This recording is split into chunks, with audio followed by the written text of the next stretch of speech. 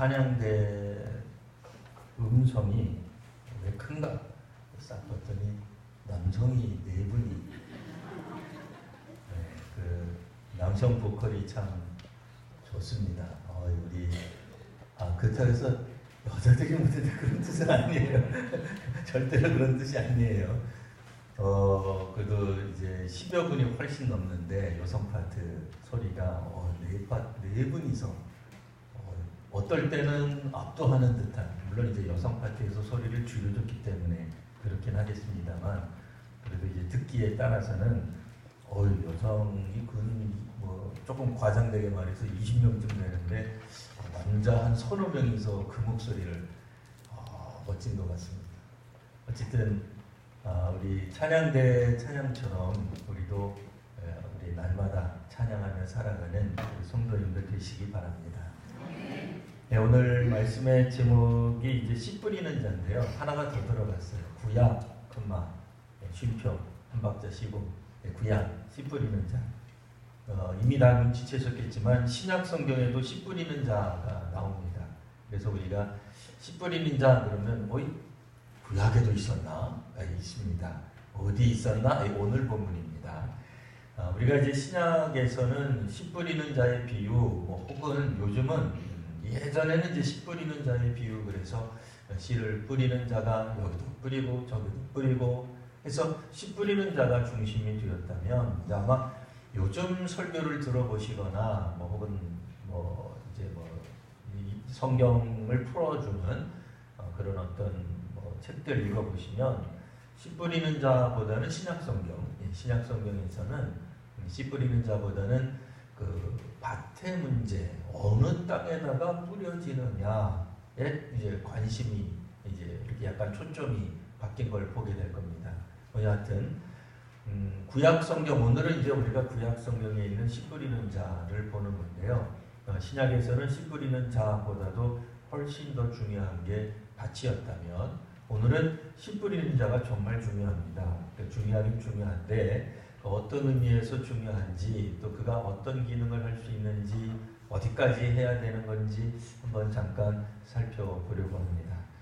오늘 말씀 보시면 5절, 6절 눈물 흘리며 씨를 뿌리는 자는 기쁨으로 거두리로다. 6절 울며 씨를 뿌리러 나가는 자는 반드시 기쁨으로 그 곡식단을 가지고 돌아오리로다.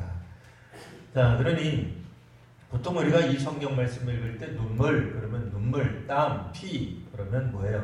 그 사람이 열심히 내는 거, 열정적으로 하는 거, 이런 것들을 떠올리게 돼요. 그러다 보면 혹 잘못 읽으면 이게 지성이면 감천이지, 그러니까 우리가 아무리 힘들어도 눈물을 흘리고 열심히 내고 꾸준히 하다가 보면 하늘이 복을 주실 거야 가 되어버리면 좀 곤란합니다. 물론 내용의 흐름상은 그와 유사하긴 합니다만 단순히 지성이면 감천이다, 우리가 주가 되는 건 아니에요. 씨 뿌리는 자가 분명히 오늘 본문에서 중요한 사람이기는 하나 주인공은 아니에요. 주인공 아니라고 해서 역할 없느냐, 그런 것도 아니죠. 자, 어떤 역할을 하는지 살펴보겠습니다. 여기서 이제 눈물을 흘린다라고 하는 것은 사실은 절망을 말합니다. 그러니까 그 애를 쓰면서 수고하면서 땀 흘리면서 때로는 눈물도 흘리면서 하는 그런 모습이라기보다는 절망을 표현하는 것이 눈물이에요.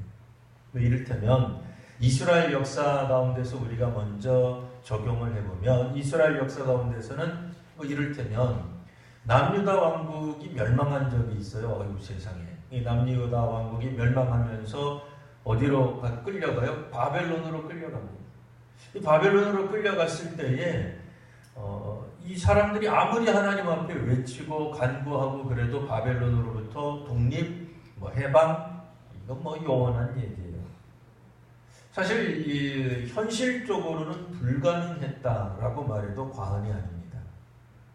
또 실제로 이스라엘 백성들, 남유다이긴 합니다만 구약 성경에 따르면 남유다 사람들이 바벨론의 포로로 끌려가기 전에 몇몇 선지자들이 활동을 했어요. 대표적인 선지자라면 예레미야, 혹은 이사야, 이런 분들이 활동을 했는데, 활동할 때 이분들이 뭐라고 선포를 했냐면, 글쎄요, 안타깝게도 바벨론에 먼저 가서 항복하라. 뭐 이런 메시지를 전한 거예요. 여러분 혼돈하지 마시고요. 오늘날 우리 시각으로 읽으면 뭐 오늘 우리라고 해서 지금 이 시대는 아니고요. 이를테면 수십 년 전에 일제 치하가 일어나기 전에, 그러니까 뭐 1910년 이전에 한국의 만일 목회자들, 선교사들 혹은 예언자들이 일본에 빨리 항복하라. 이게 하나님 뜻이다 그러면 어떻게 되겠어요? 이건 뭐 난리 나는 거죠. 그런 선지자나 그런 교회는 적폐로 빨리 청산해야 돼요. 어디 우리 민족을 허접한 외나라에 갖다가 바치느냐, 그것도 예언이라고 하느냐, 그러니까 그런 느낌을 가지시라는 거지 우리가 그렇게 하자는 얘기가 아니에요. 그런 느낌. 실제로 그런 느낌으로 이스라엘 역사 가운데 보면 예레미야가 정말로 그렇게 선언을 해요.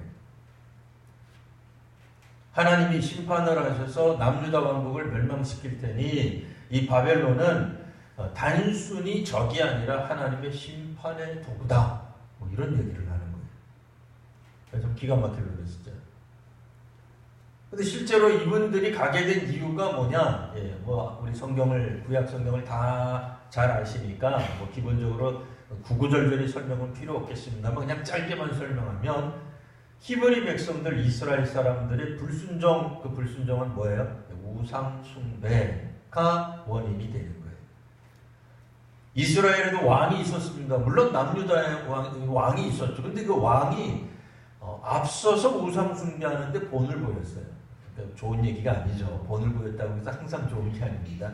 우상 숭배하는데 본을 보여줬어요. 그러다 보니 백성들도 우상 숭배를 한 겁니다.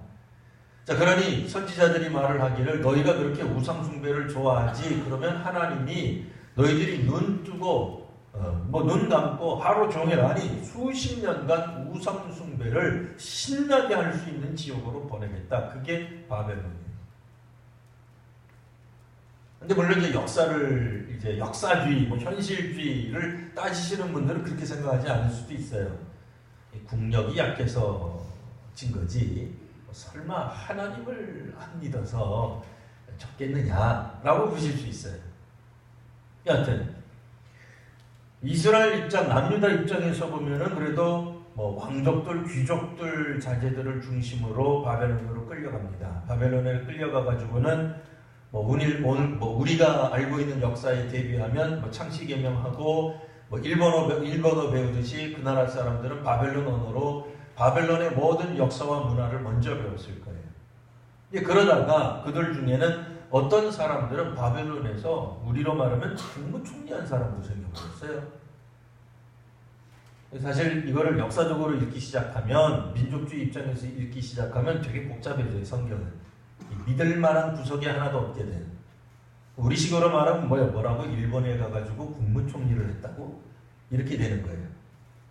우리를 수탈한 것도 모자라서, 우리의 자유를 빼앗은 것도 모자라서 그곳에 가서 뭘 했다고? 되게 황당한 거죠.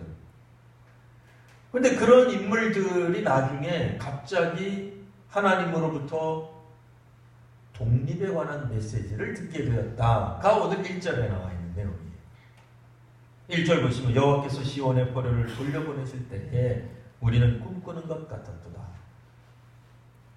사실 아무런 희망이 없고 절망 가운데서 있는 가운데, 왜요? 바벨론보다도 더 큰 나라가 생겨버렸어요. 그게 페르시아예요. 고대 페르시아죠. 정확하게는. 그러니까 이 고대 페르시아는 소위 말하는 그 당시, 그러니까 구약성경 당시에 바벨론을 점령하고 새로운 유럽의 새로운 패권 주제가 된 겁니다. 유럽 그래가지고 북유럽 생각하실 필요는 없고요. 유럽, 중동 그런 지역을 말하는 겁니다. 그러니 이 나라는 사실은 바벨론보다 더 센 거예요. 근데 무슨 수로 히브리 백성이, 이스라엘이 예루살렘으로 돌아갈 수 있겠습니까? 아무런 희망이 없죠. 근데 그때 하나님께서 시온의 포로를 돌려보내는 사건이 벌어집니다. 물론 이제 또 역사를 배우셨은 분들은 역사주의에 입각하면 뭐라 그러겠어요? 무슨 소리? 페르시아의 고레스 왕이 돌려보낸 거지 어디 하나님이 돌려보냈느냐?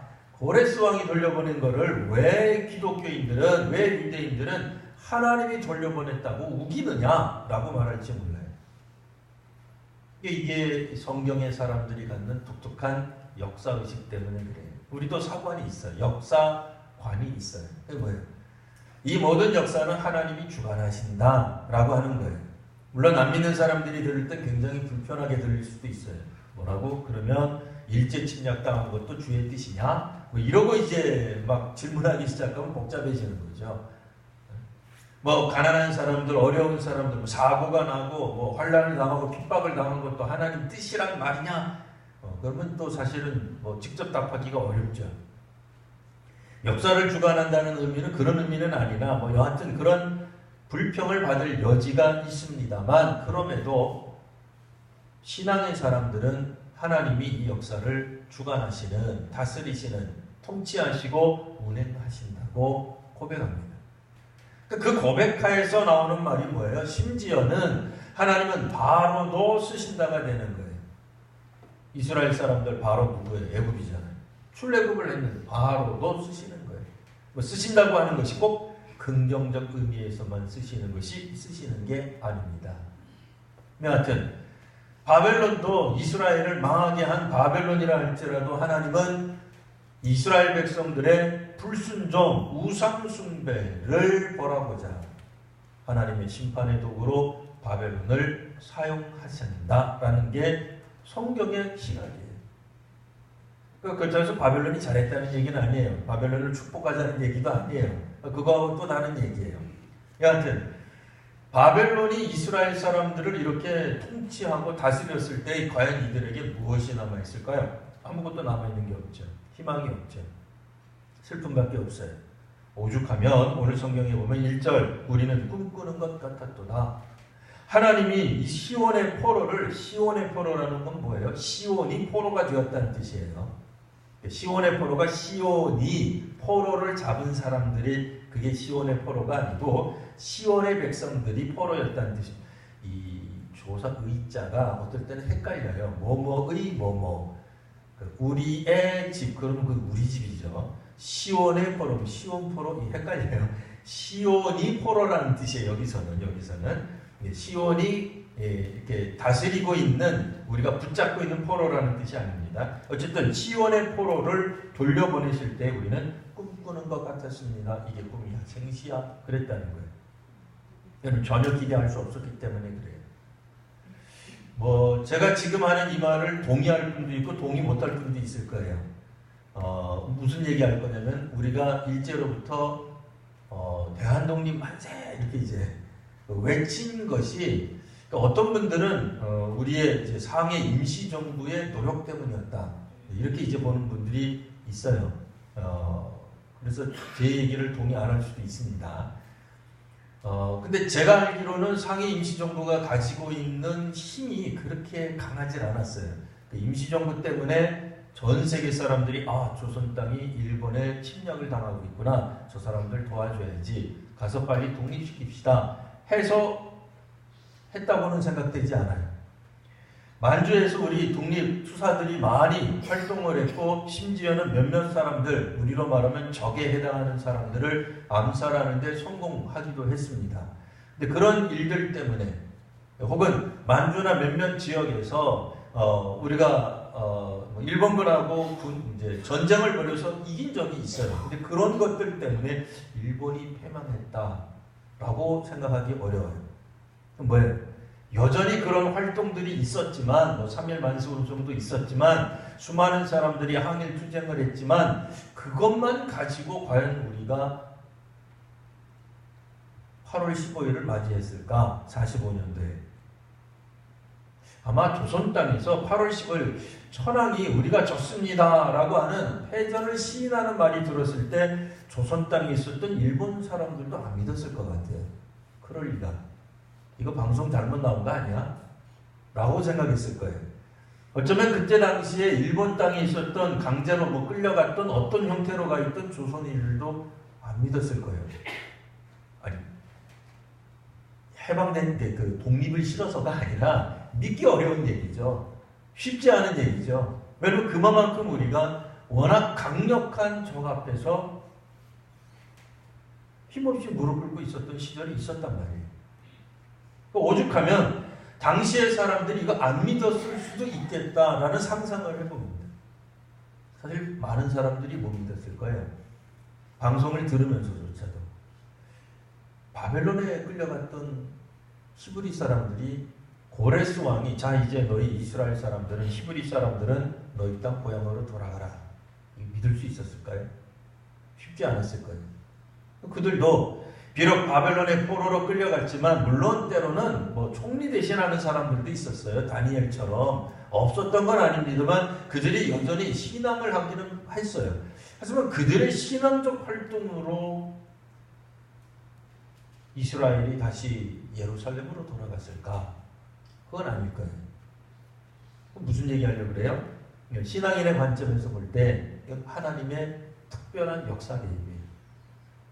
하나님이 개입하셔서 이스라엘이 돌아오게 되었고 우리나라도 하나님이 개입하시지 않고서 어떻게 1945년 8월 15일이 있을 수 있었을까 하는 생각을 해보는 거예요. 자, 이때 이들이 이렇게 이야기를 합니다. 우리 입에는 웃음이 가득했고 찬양이 가득했습니다. 그때 문나라가 말하기를 여호와께서 그들을 위하여 큰 일을 행하셨다. 2절 무슨 얘기예요? 문나라 안 믿는 사람들이에요. 이방인들이에요. 다른 나라 사람들이 이스라엘을 보면서 히브리 민족을 보면서 야 너희의 신 여호와가 너희를 위해 큰 일을 행하셨구나. 이거는 신의 개입이구나. 신의 역사구나. 이런 얘기를 했다는 거예요. 그렇다고 해서 이분들이 여호와를 믿은 건 아니에요. 그냥 칭찬하고 격려하고 박수 쳐준 거예요. 자 3절 그러니까 이 히브리 백성들이 이스라엘 백성들이 남유다의 그 유민 남은 사람들이 후손들이죠. 그들이 말을 하기를 정말 하나님이 우리를 위해 큰 일을 행하셨습니다. 그러면서 4절 같이 고백을 합니다. 하나님 우리 포로를 남방 시내들 같이 돌려보내 주시옵소서. 그제서야 이 말을 하는 거예요. 하나님 우리의 포로를 우리를 이라는 얘기죠. 우리의 이 포로된 상태를 포로인 우리를 남방시내, 근데 이 남방시내가 조금 헷갈리는 거예요. 이 북방하고 남방이라는 뜻이죠. 남방. 그랬더니 또 이 남방이 뭐냐? 이 북방 말고 남방이 남쪽에 있는 걸 말하는 거예요. 어디에서? 이스라엘에서. 이스라엘에서 북쪽 지역은 비교적 윤택하다. 이렇게 말할 수 있어요. 남쪽은 아니에요. 남방시내는 이제 성경 그 시대로 이제 거슬러 올라가면 이제 네게브 시내 이 정도들이 될 겁니다. 우리나라에도 보면은 몇몇 지역들이 하천들이 물은 안 흐르는데 하천 모양을 이렇게 있는 데가 있어요. 이 물은 언제 와요? 우리나라도 건기우기 우리는 이렇게 꼭 명확하게 있는 건 아닙니다만 비 안 오는 걸 건기라고 그러고 비 오는 걸 우기라고 한다면 우리도 건기와 우기가 있죠. 억지로 얘기한 거니까 나중에 시비 걸리지 마십시오. 어쨌든 비가 안 오면 그냥 바짝 말라가지고 형태는 하천인 것 같은데 물이 전혀 안 흐르는 곳들이 있어요. 이거 사람들이 이게 무슨 수로 물을 흐르게 하겠어요? 방법이 없어요. 지금도 그런데 고대 사회는 말할 것도 없습니다. 언제 이 하천이 진짜 하천 같은 모습을 보여줘요? 남방의 시내가 그랬다는 거예요. 이스라엘 남쪽에 있는 시내들이 대부분 물이 흐르지 않는 그런데 하천의 모양은 있는 언제 이분들이 물이 흘러요? 우기 때 겨우 하천이 되는 거예요. 그것도 하천이 이 우기라 하더라도 물이 조금 오면은 하천같이 되지도 않아요. 조금 흐르다 말할 거예요. 비가 와도 많이 와야 돼요. 홍수가 날 정도가 되면 큰일 나고요. 홍수는 아니지만 그래도 상당히 많은 양이 되려야만 비로소 이것이 하천이구나. 우리가 그동안 건너다녔는데 건너다니면서도 하천인 줄 몰랐는데 이게 하천이네 이렇게 말할 수 있는 게 된다는 거예요. 핵심은 뭐예요? 사람이 할 수 있는 게 아니라 오로지 하늘의 도움, 하나님의 개입으로서만 하천이 되는 그것처럼 되게 하옵소서라는 얘기. 하천 주변에는 주로 뭐가 있어요? 나무들이 있겠죠. 풀들이 있습니다. 하천에 물이 흘러야 이 하천 주변에 강 주변에 생물도 살고 도시도 발전하는 거예요. 우리 아시잖아요. 고대 문명 발상지 대부분 강을 끼고 있잖아요. 물이 흘러야 돼요. 기본적으로 물이 흘러야 그 옆에서 뭐 나무도 살고 뭐 목축도 하고 뭐 가축도 뭐 할 수 있고 도시도 만들 수 있는 거예요. 자, 그러니 우리 이 포로된 우리를 남방 시내같이 돌려보내소서. 그럼 어떡하라는 거예요? 우리로 번창하게 하옵소서 라는 말을 이제 비로소 하는 거예요. 철저하게 누구의 도움을 바라는 거예요? 하나님의 도우심을 바라는 거예요. 하나님이 전적으로 돕지 않으면 사실 아무것도 이룰 수 없는 것이 이스라엘의 삶의 형편이었다라는 얘기예요. 물론 이스라엘 전 역사가 다 그랬다는 건 아니지만 오늘 예를 들자면 만일 이때를 겨냥하고 이때를 회상한 거라면 바벨론 포로로 돌아오는 걸 생각한다면 혹은 뭐 출애굽을 생각한다면 얼마든지 이런 표현을 할 수 있는 거죠. 자, 이럴 때 중요한 겁니다. 오늘 본문에 있어서 중요한 거 5절 6절 다시 한번 보시면 자, 눈물을 흘리며 씨를 뿌리는 자는 기쁨으로 거두리로다. 자, 이런 상황 가운데서 씨를 뿌린다라고 하는 게 과연 뭘 의미할까요? 하는 게 이제 오늘 설교의 주제입니다. 눈물을 흘리는 거예요. 아무리 씨를 뿌려도 사실은 희망이 없어. 그런데도 씨를 뿌린다는 거예요. 씨를 뿌린다는 것은 문자적으로 일단은 농부를 알아야 되겠죠. 우리 중에는 농사 짓다가 상경하셔서 여기서 직업을 가지시고 또 은퇴하신 분들도 있을 거예요. 그래, 어떤 분들은 농사일은 한 번도 안 해본 분들 있을 수 있어요. 농사 저도 한 번도 안 해봤습니다. 농촌에는 가봤어요. 언제? 옛날에 여름 수련회 할 때 가봤어요. 근데 그건 농촌 갔다 그러면 안 돼요. 뭐라 그래야 돼요? 그냥 잠깐 있다가 온 거예요. 저도 이 논두렁을 걸어봤어요. 걸었다고 제가 농사한 건 아니에요. 농사 짓는 거 아닙니다. 그냥 지나간 겁니다. 농사 짓는 분들 보면 매일같이 나가요. 뭐 한겨울에 물론 안 나가겠습니다만 매일같이 나가요. 도시에서 온 사람들이 보기에는 매번 똑같아요.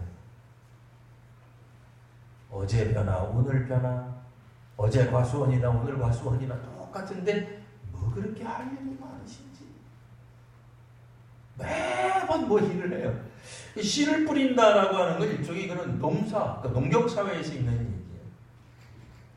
눈물을 흘린다고 하는 얘기는 뭐예요? 사실은 희망이 없다는 얘기예요. 농사를 짓는데 희망이 없으면 농사지러 나가겠습니까? 안 나가죠. 근데 오늘 성경에서는 눈물 흘리며 씨를 뿌리는 게 사실 매일 씨를 뿌리고 매일 경작하고 매일 농작물을 돌보는 어떤 일들을 말하는 거예요. 우리는 환경에 영향을 받습니다. 물론 농사 지을 때도 워낙 비가 많이 오든지 워낙 춥든지 그러면 농사가 안 되겠죠. 그때는 아예 그냥 절망하고 손을 놓을 수도 있겠죠. 그러나 농부들 보시면 그렇게 안 하더라고요. 비가 많이 와도 무슨 수를 쓰더라. 물론 어쩔 수 없는 재해야 뭐 방법이 없겠습니다만 오늘 성경에서는 뭐 거기까지 말을 하는 건 아니고요. 그러나 기본적으로 말하는 게 뭐예요? 자신들이 해야 할 일은 하고 있어야 된다라는 뜻이에요.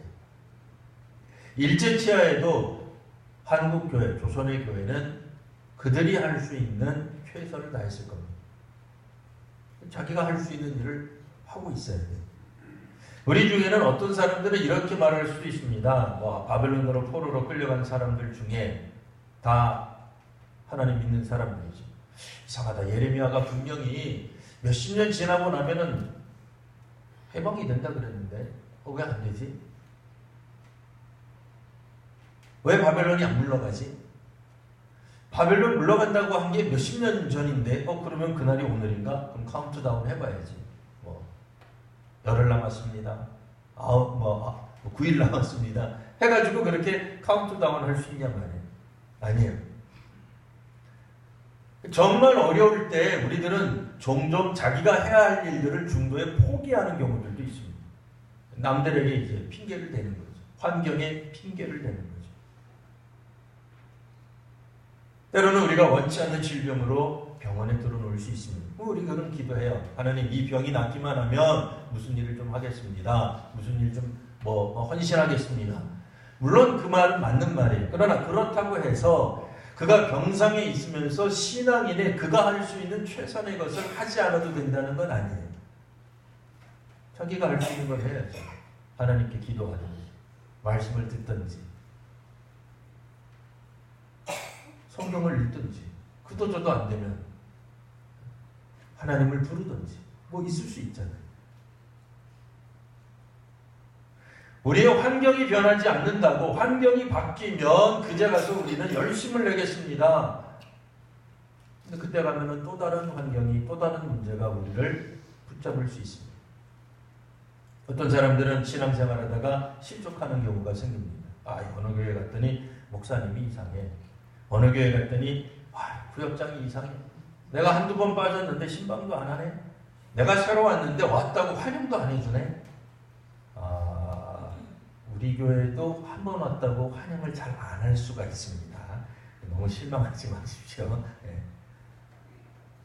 우리를 알아주지 않는다고 해가지고 실족하기 시작하면 저 사람이 나를 알아줄 때까지, 구역장이 나를 알아줄 때까지, 남선교회 회장이 혹은 여전대 회장이 나를 알아줄 때까지 나는 삐질 거야. 그러지 마시라는 얘기예요. 오늘 말씀을 그대로 우리에게 적용하면 눈물을 흘리며 씨를 뿌리는 자가 기쁨을 얻을 수 있는 건 뭐예요? 하나님을 절대적으로 믿고 나아갈 때에 그가 하나님의 은혜를 덧입게 된다는 뜻입니다. 만일 누구 때문이다, 무슨 환경 때문이다 그러면 환경은 언제든지 우리를 아프게 할 수 있어요. 괴롭게 할 수 있어요. 어떤 사람이 우리에게 환경 중에서도 국가가 될 수도 있고 이념이 될 수도 있고 사회 공동체가 될 수도 있고 교회로 말하면 누가 될 수도 있어요. 그 사람이 나를 행복하게 해줬어요. 또 다른 사람이 나를 괴롭힐 수 있겠죠. 우리가 마땅히 해야 할 일을 하지 않으면, 씨를 뿌리는 일을 매번 하지 않는다면 그것을 다른 사람의 이유로, 다른 사람이 알아주질 않아서 국가가 나를 방해해서 그렇게 말을 한다면 영원토록 우리는 일을 하지 못할 수도 있게 된다 그 얘기예요.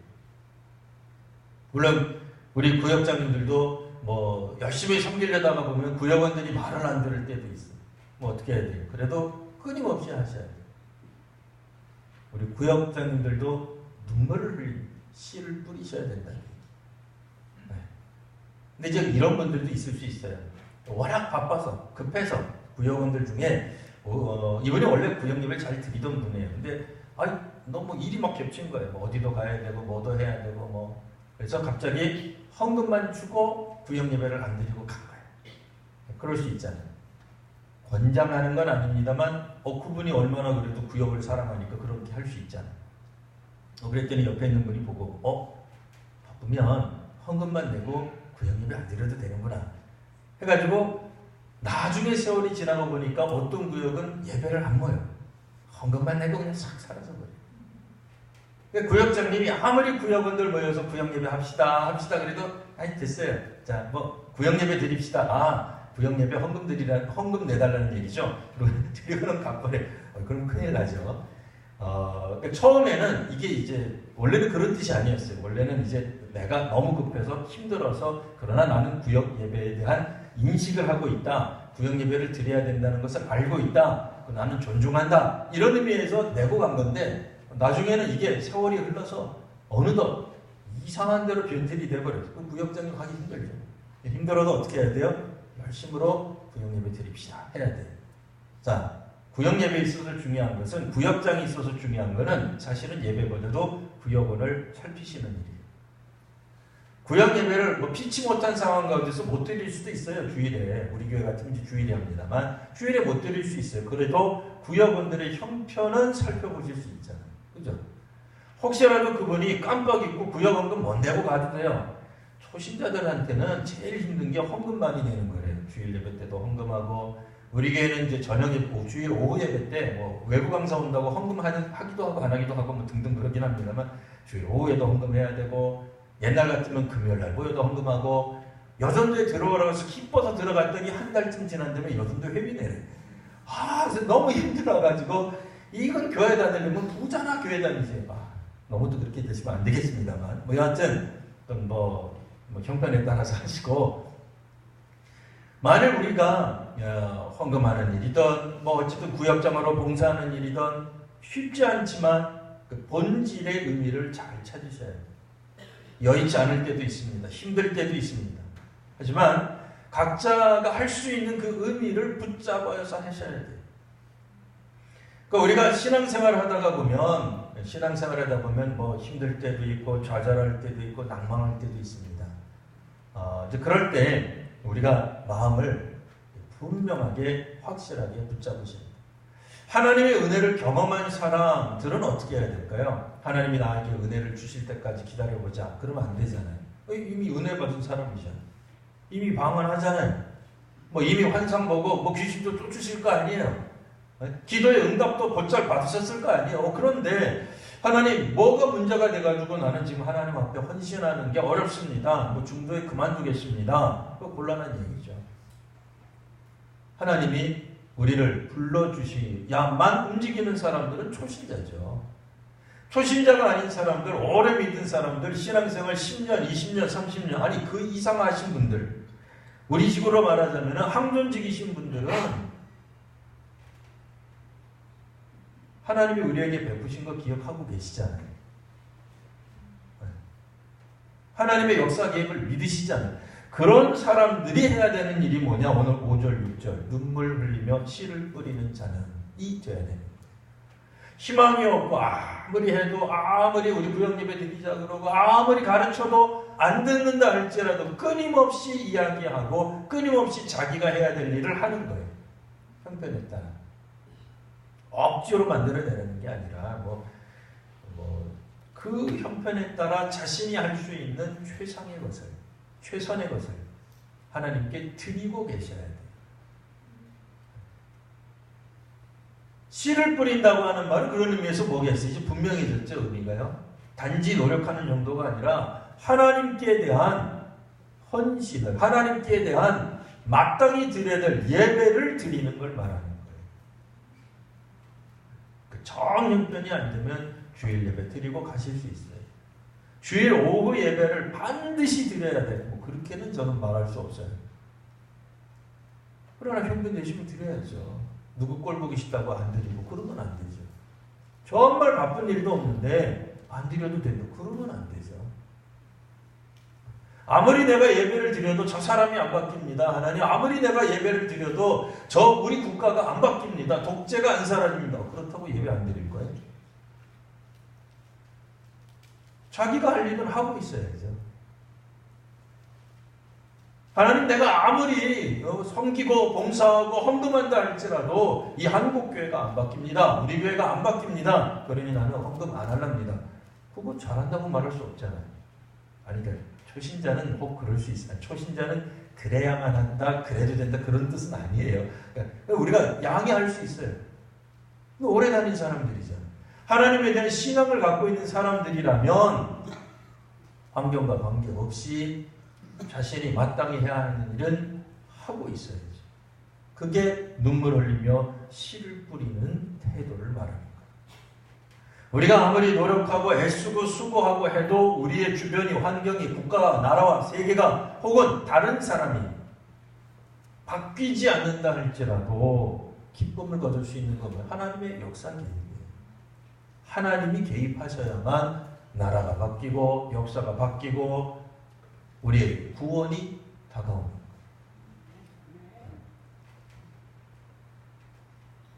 누가 우리에게 잘해줘야 무엇이 우리들에게 상황이 바뀌어야 되는 건 아닙니다. 오늘 본문 안에서는 그거를 말하고 있어요. 오늘 본문 안에서는 상황보다는 하나님을 신뢰하며 나가는 사람들이 이제 어떤 눈으로 보는 거예요? 이것은 고레스가 한 일이 아니라 하나님이 하신 일이구나를 보게 되는 거예요. 안 그러면 뭐라고 보겠어요?